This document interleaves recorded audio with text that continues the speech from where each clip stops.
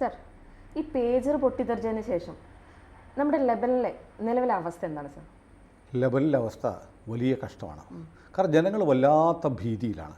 കാരണം ഒരു ഇലക്ട്രോണിക് സാധനവും ഉപയോഗിക്കാൻ പറ്റുന്നില്ല. അവർ ഫ്രിഡ്ജൊക്കെ എടുത്ത് ദൂരെ കളയുക.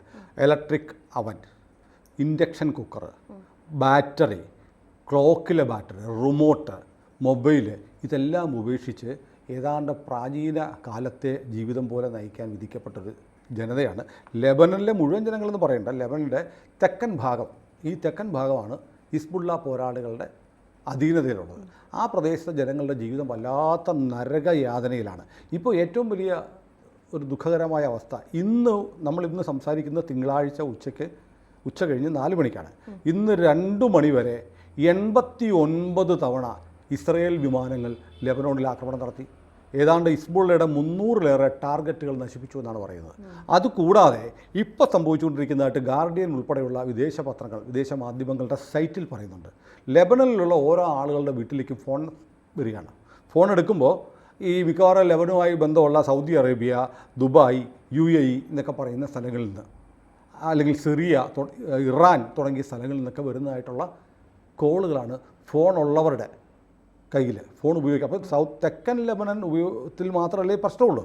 ബാക്കിയുള്ളിടത്തൊക്കെ ആയിട്ട് അതിൻ്റെ റാൻഡമായിട്ട് 60,000-ഓളം കോളുകൾ വരുന്നു എന്നതാണ് ലെബനൻ സർക്കാർ പറയുന്നത്. അതിൽ കോള് വിളിച്ച് പറയുന്നതെന്നറിയാം, അറബി ഉച്ചാരണത്തിൽ ഈ ഫോൺ എടുക്കുന്നതോട് പറയാണ്, എത്രയും പെട്ടെന്ന് വീട് വിട്ടോ, ഇസ്രായേലിൻ്റെ ആക്രമണം വരുന്നുണ്ട്, ഉടൻ വീട് വിട്ട് ഇവിടെ നിന്ന് പോവുക, തെക്കൻ ലെബനോണിൽ നിന്ന് ഉടൻ പോവുക എന്ന് പറയുന്ന ഫോൺ സന്ദേശങ്ങളും വരികയാണ്. ലാൻഡ് ഫോണിൽ വരുന്നു, മൊബൈൽ അവർ ഉപയോഗിക്കുന്നില്ല, ലാൻഡ് ഫോണിലൂടെയാണ് ഈ വിളികളൊക്കെ വരുന്നത്. 60,000-ഓളം കോളുകൾ ഇങ്ങനെ വന്നതായിട്ട് ലെബനനിലെ മന്ത്രിമാർ പറയുന്നു. ലെബനനിലൊരു മന്ത്രിയുടെ പേര് സിയാദ് അൽ മക്കാരി എന്നാണ്. അയാൾ അവിടുത്തെ ഇൻഫർമേഷൻ വകുപ്പ് മന്ത്രിയാണ്. ആ ഇൻഫർമേഷൻ വകുപ്പ് മന്ത്രിക്കും സാംസ്കാരിക മന്ത്രിക്കും വരെ ഫോൺ വന്നു, എത്രയും പെട്ടെന്ന് സ്ഥലം വിട്ടോ, ഇസ്രായേലിൻ്റെ ആക്രമണം വരുന്നുണ്ട്, കരയുദ്ധം വരാൻ പോവുകയാണ്. ഇപ്പോൾ നടക്കുന്ന ആകാശമാർഗ്ഗമുള്ള യുദ്ധമാണ്. ഇസ്രായേൽ വിമാനങ്ങൾ 100-150 വിമാനങ്ങളൊന്നും ആലോചിച്ച് നോക്കേണ്ട. ഒരു പ്രദേശത്തേക്ക് നമുക്ക് ചിന്തിക്കാൻ പറ്റുമോ, നമ്മളിപ്പോൾ താമസിക്കുന്ന പ്രദേശത്തേക്ക് 100-150 വിമാനങ്ങൾ ഒരേപോലെ പറന്നു വരുന്നു, എന്നിട്ട് ബോംബിട്ടിട്ട് പോകുന്നു. ഇതാണ് ലെബനനിൽ കഴിഞ്ഞ 3-4 ദിവസമായിട്ട് നടക്കുന്നത്. കാരണം ലെബനോൺ എന്ന് പറയുന്ന രാജ്യത്തിൻ്റെ തെക്കൻ ഭാഗത്ത് നിന്ന് നിരന്തരം മിസൈലുകൾ ഇസ്രായേലിലേക്ക് വിടുക. ഇസ്രായേലിൻ്റെ അയൺ ഡോം വെച്ച് ഇസ്രായേൽ തകർക്കുന്നുണ്ട്. എന്നാലും ചിലതൊക്കെ അവിടെ വീണ് ചെറിയ പരിക്ക്, 1-2 പേര് മരിക്കുകയൊക്കെ ചെയ്യുന്നു. പക്ഷേ അതുപോലും അനുവദിക്കാൻ തയ്യാറല്ല ഇസ്രായേൽ. അതുകൊണ്ട് ഞങ്ങൾക്ക് സ്വസ്ഥമായി ഇവിടെ ജീവിക്കണം. ഒരു വളരെ പ്രധാനപ്പെട്ട കാര്യമുണ്ട്. ഈ ലെബനോണിൻ്റെ വടക്കൻ അതിർത്തിയിലാണ് ഈ ലെബനോണുമായി ലെബനോണിൻ്റെ വടക്കൻ അതിർത്തി ഇസ്രായേലുമായി പങ്കുവെക്കുന്നതാണ്.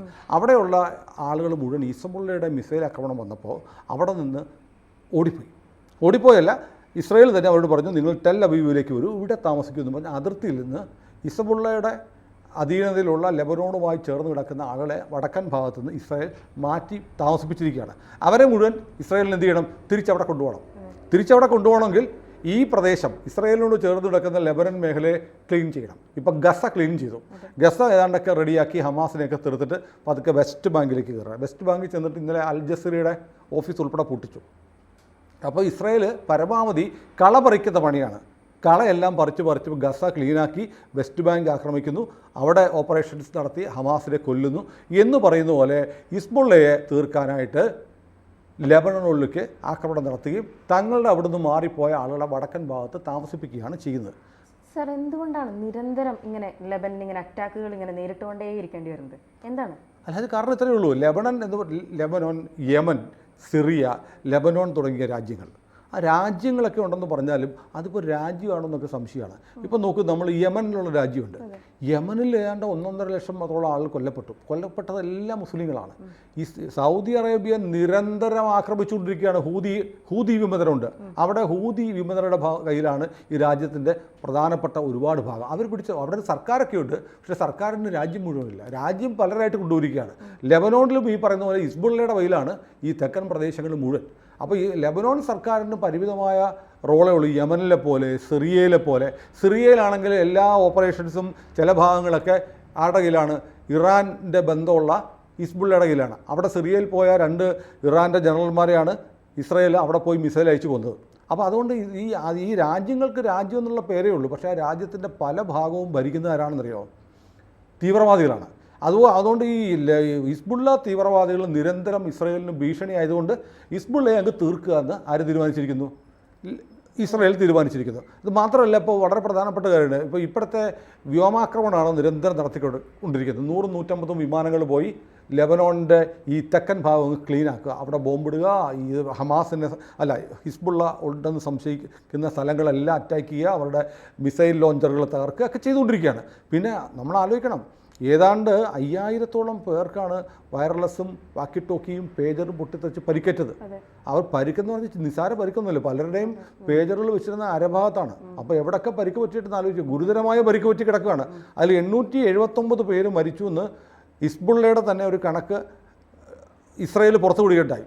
നമ്മുടെ മാധ്യമങ്ങളിലൊന്നും വന്നിട്ടില്ല, നമ്മളാണത് ആദ്യം റിപ്പോർട്ട് ചെയ്തത്, നമ്മളത് പറഞ്ഞു.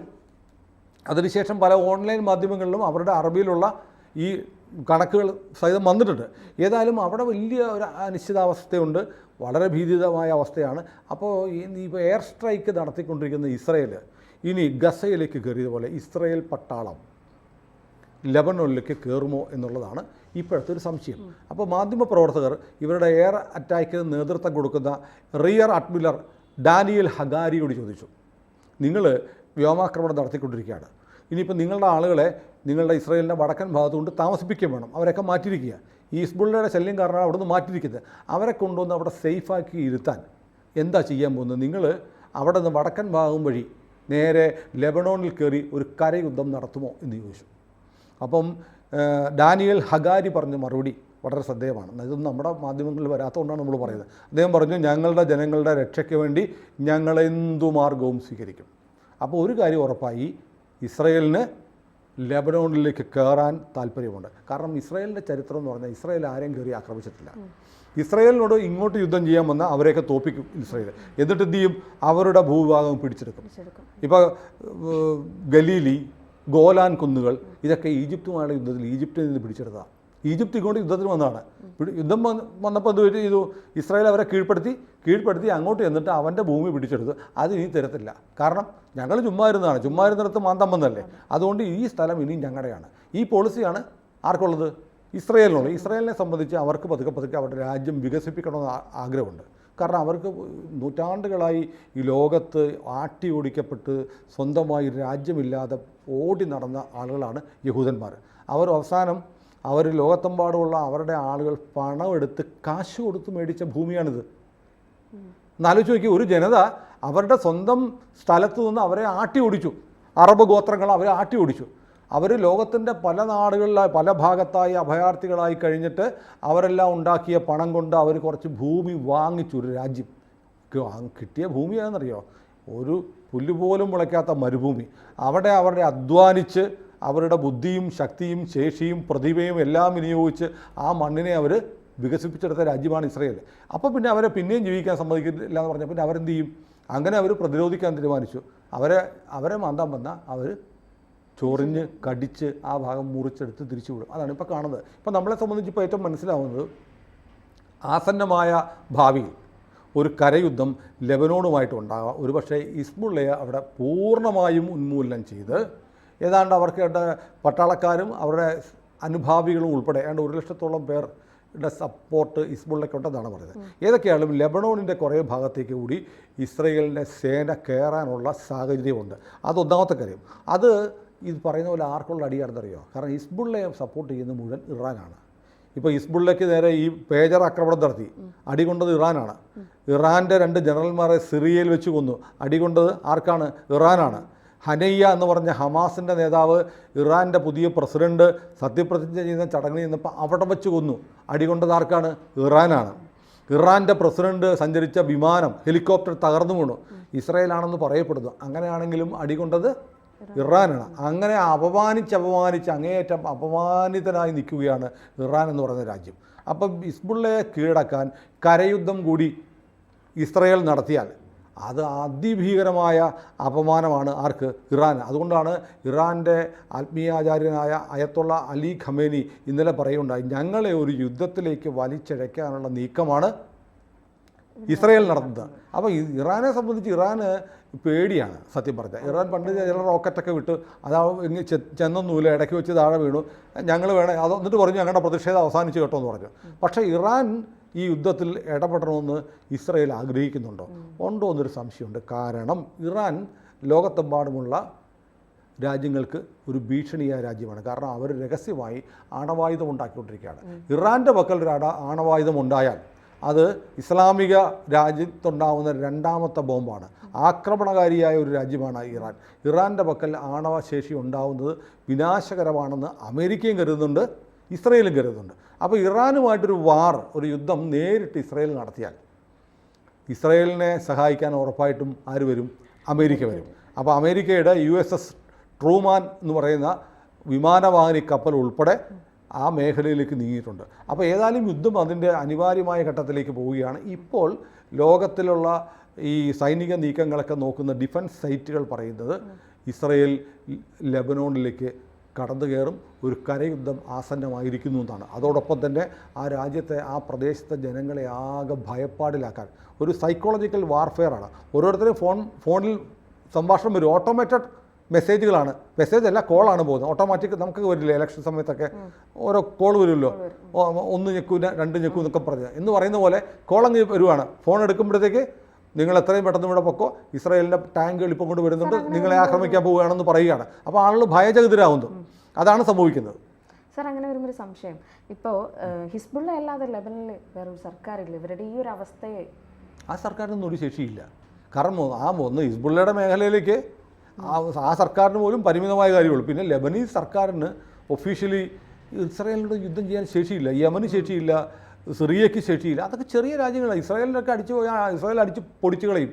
ഇസ്രായേൽ ഒരു ഇത്തിരി കുഞ്ഞൻ രാജ്യമാണ്, പക്ഷേ അവരുടെ മൈറ്റി പവർ എന്ന് പറയുന്നുണ്ടല്ലോ, അസാമാന്യ പവറാണ്, അസാമാന്യമായ സൈനിക ശേഷിയുള്ള രാജ്യമാണ്. ഇസ്രായേലിന് സ്വന്തമായി ആണവ ശേഷിയില്ല, പക്ഷേ ഇസ്രായേലിൻ്റെ കയ്യിൽ ആണവായുധമുണ്ട്. ആണവ സ്ഫോടനം നടത്തിയിട്ടില്ല, ആണവ പരീക്ഷണം നടത്തിയിട്ടില്ല. എന്നാൽ ഇസ്രായേലിന് അണുവായുധമുണ്ടെന്ന് ലോകത്തെല്ലാവർക്കും അറിയാം. എവിടുന്ന? അമേരിക്ക കൊടുക്കുന്നതാണ്.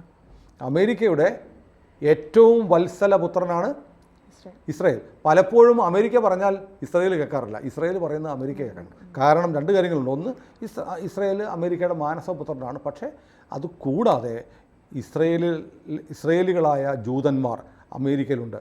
അവർ വലിയ നിർണായക ശക്തിയാണ്. അവർക്കെതിരെ നിലപാടെടുത്താൽ അമേരിക്കയിലെ സർക്കാർ വീഴും. അത്ര സ്വാധീനശേഷിയുള്ള ആളുകളാണ് ജൂതന്മാർ. നമ്മളിപ്പം പറയുന്നില്ലേ പേജർ, മൊബൈൽ, ഇതൊക്കെ ആരാ കണ്ടുപിടിച്ചത്?